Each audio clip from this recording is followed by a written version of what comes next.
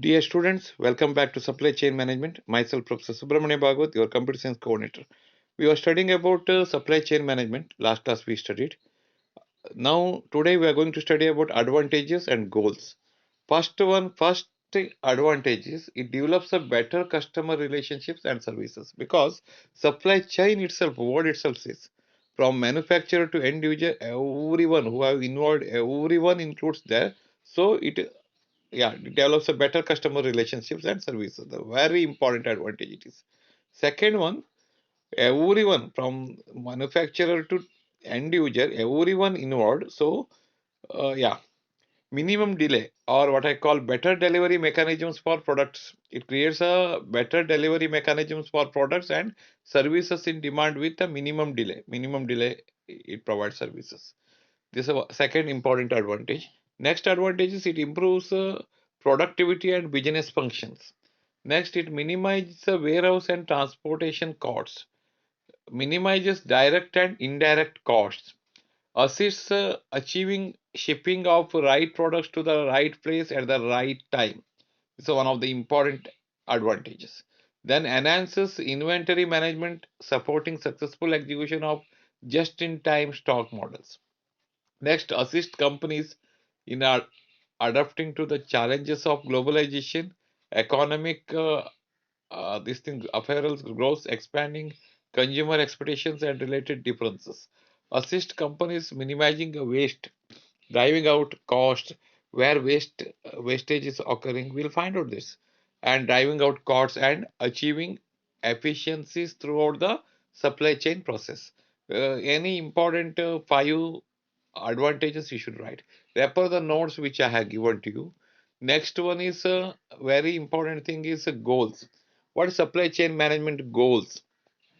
Supply chain partners work collaboratively at different levels to maximize resources, productivity, construct standardized processes, remove duplicate efforts, and minimize inventory levels. This is one of the important goal.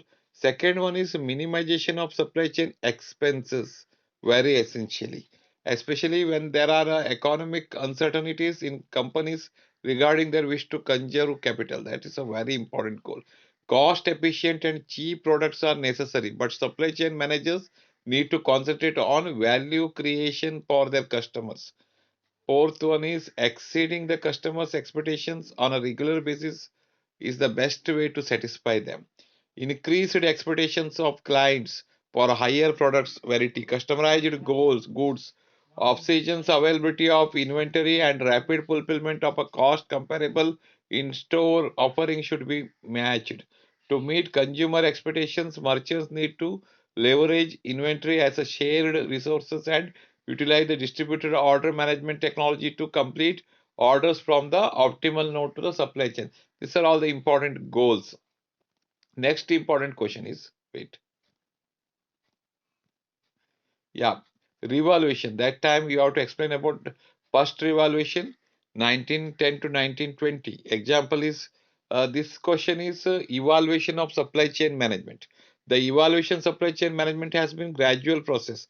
Three important things should be written here. First revaluation, second revaluation, third revaluation. First revaluation is what we call 1910 to 1920. That's vertical integrated firms offering low variety of products. Second revolution in 1960 to 1970, tightly integrated supply chain offering wide variety of products. Third variation is 1995 to 2020, virtual integrated global supply networks offering customized products and services. First revolution 1910 to 1920, example is Ford Motors or General Motors. Ford Motors owned every part of chain. Through the tightly integrated chain, it could manage to build a finished automobile from iron ore in 81 hours. The chain was not flexible that could not handle wide variety of products. Chain was highly efficient but inflexibly as against General Motors, which offered customers with a wide variety of models and colors. Until second revolution, all the automobile firms were highly integrated firms, where the bulk of manufacturing was in house 1910 to 1920. It's called first revolution. Second revolution is 1960 to 1970. End of first revolution, the manufacturing industry saw many changes, including a trend towards including a trend towards a wide product variety. In deal with these changes, the firm had to restructure their supply chains to be flexible and efficient.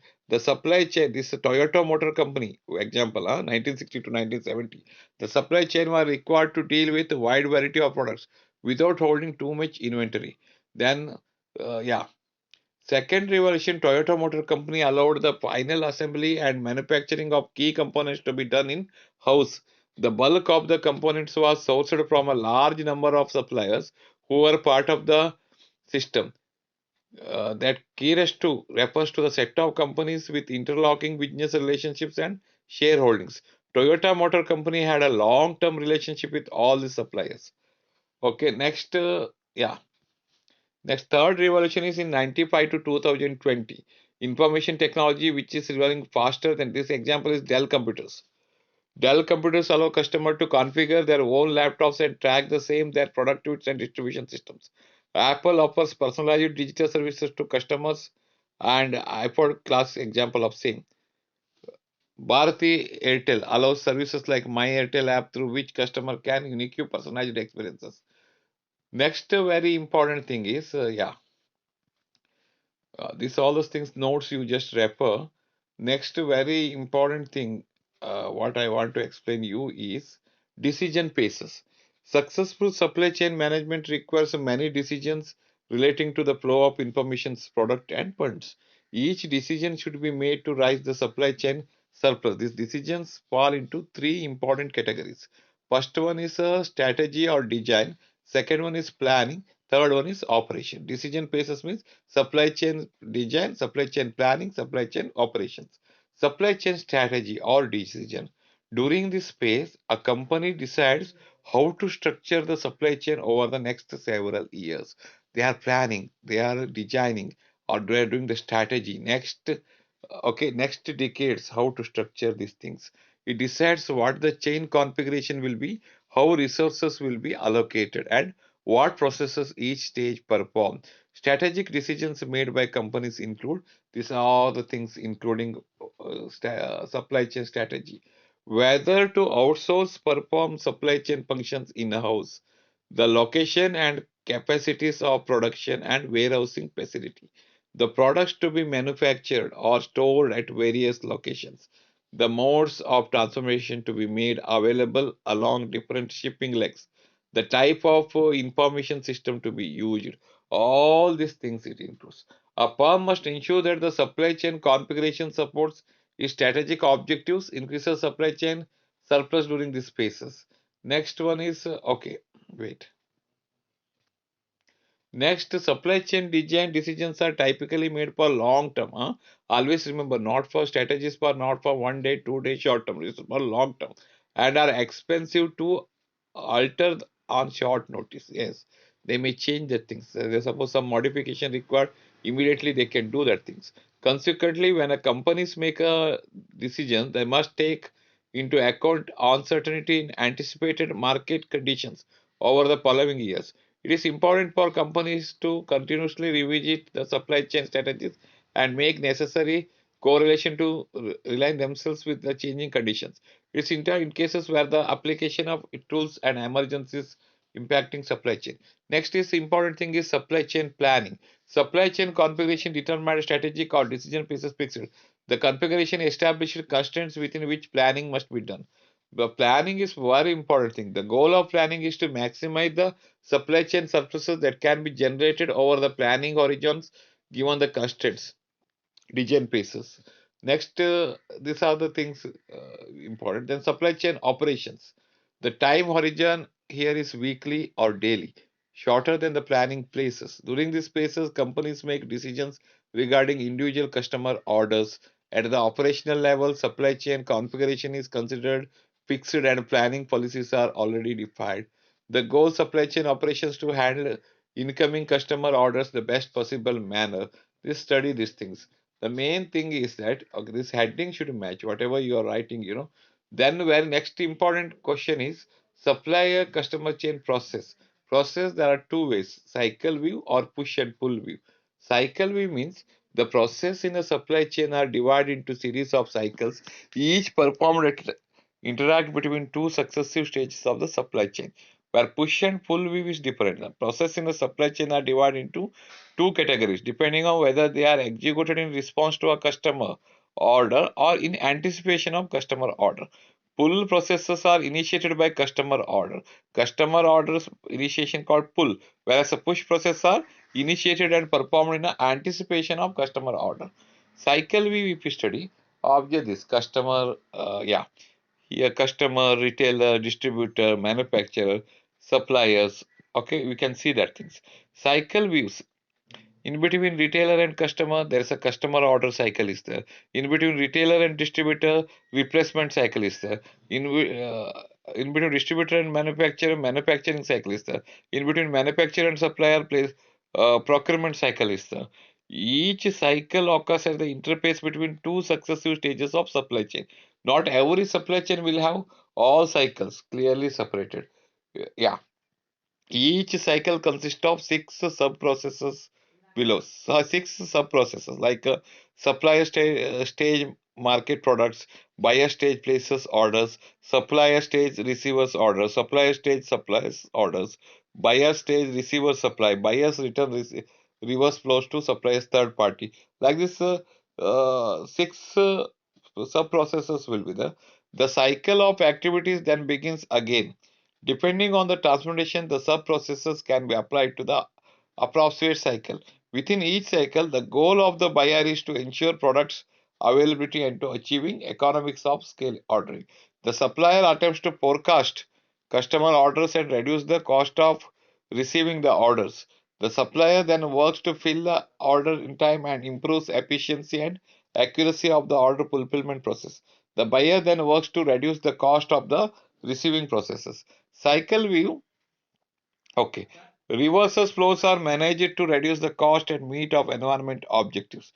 Even though each cycle has the same basic sub-processes, there are few important differences among the cycles. In the customer order cycle, demand is external to the supply chain and thus uncertain. Cycle view, one of the important things what we study is the detailed process description of supply chain in the cycle view is useful when considering operational decisions because it is clearly specifies the role of each member of the supply chain. The cycle view is used by enterprises resource planning ERP. Enterprises resource planning ERP. Cycle view of the supply chain clearly defines the process involved and the owner of each processes. Okay. Now push-pull view. Push-pull view, remember that a process in a supply chain fall into one of the two categories, either push or pull. In pull processes, execution is initiated in response to a customer's order, where push processes we are pushing a product to a market. It's nothing but execution is initiated in anticipation of customer orders based on forecasting.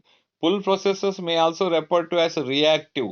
Pull processes are reactive because they react to customers demand, so pull process I call it as reactive, where push processes are referred as speculative because they respond to speculation forecasting. The push pull boundary in a supply chain separates the push processes from pull processes as shown in the figure. If you observe these push processes here, process 1, process 2, wait, process 3 and all. Certain boundary, process K, push pull boundary. That time, pull processor starts because based on the demand, reactive. Process K plus 1, process N minus 1 up to process N. This is called push pull boundary. This process K, what we have told. Wait. Push process operates in a certain environment because customer demand is not yet known. Customer demand is not yet known. That time we are pushing the product. So push process. Pull process operate in an environment in which customer demand is known. They are, however, often constrained by inventory and capacity decisions they were made in push phases. You just try to write this diagram. This diagram says push, pull, all the views here. Push process. So we are process 1, process 2, process 3 up to process K push processes. We are pushing an element to market. When markets push pull boundary, there's a boundary where pull process starts. Market demands, it reacts. Okay, so pull process start process K to process N. Push pull view. Always remember, push pull view of the supply chain categorizes process based on whether they are initiated in response to a customer's order. That's a pull, or anticipation of customer order is push. Okay. When considering strategic decisions relating to supply chain macro processes in firm, supply chain CRM, customer relationship management, then ISCM, internal supply chain management, SRM, supply relationship management. Supply chain macro processes contain these three things: CRM, ICCM, SRM. Remember that things. Okay. Customer relationship management, CRM, all processes that are interface between the firm and the customers. That's called customer relationship management. Internal supply chain management, all processes that are internal to the firm. So we call it as internal supply chain management. Supplier relationship management, SRM, all processes that are interface between the firm and suppliers. Okay, now enablers of supply chain performance. Three major enablers that have helped to firms and nation to reducing supply chain costs. First one is improvement in communication and IT, emergence of third-party logistics, and enhanced inter-firm coordination capacities. Dear students, go through the notes which I have given. PPTs, I have given two models. Just go to the things in detail. We will study. Next classes, we will continue.